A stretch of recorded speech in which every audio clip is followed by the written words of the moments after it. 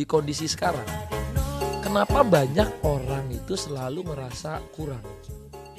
Contoh, waktu dia gajinya 3 juta, kayak kurang, kayaknya kalau 5 juta bagus nih, ada 5 juta.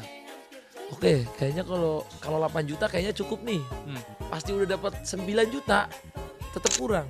Akhirnya sampai 2 digit, ke 15 juta, 20 juta, 30 juta, tetap kurang. Sampai yang 100 juta aja, kemarin ketemu orang masih kurang juga. Ini bentuk dari inflasi atau ada salah di mana menurut kamu?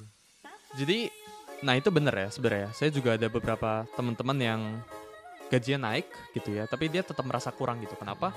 Karena menurut saya spending mereka atau fixed cost mereka, pengeluaran mereka itu juga ikutan naik. Jadi kalau misal ada orang gitu ya, gajinya itu 10 juta. Fixed cost mereka atau pengeluaran mereka itu misal 6 juta contohnya. Jadi sisa ada gap 4 juta.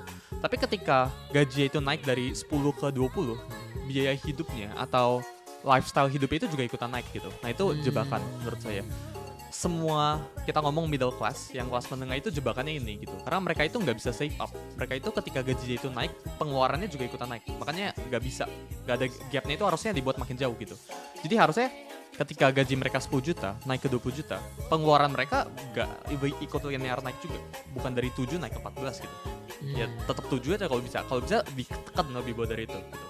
Jadi menurut saya itu middle income trap ya. Itu jebakan kelas menengah ya. Karena ketika ya gaji mereka naik gitu ya, mereka merasa mereka bisa spending. Karena keuntungan jadi kelas menengah kan stabil kan. Mereka itu mendapatkan stability gitu ya, kepastian gitu.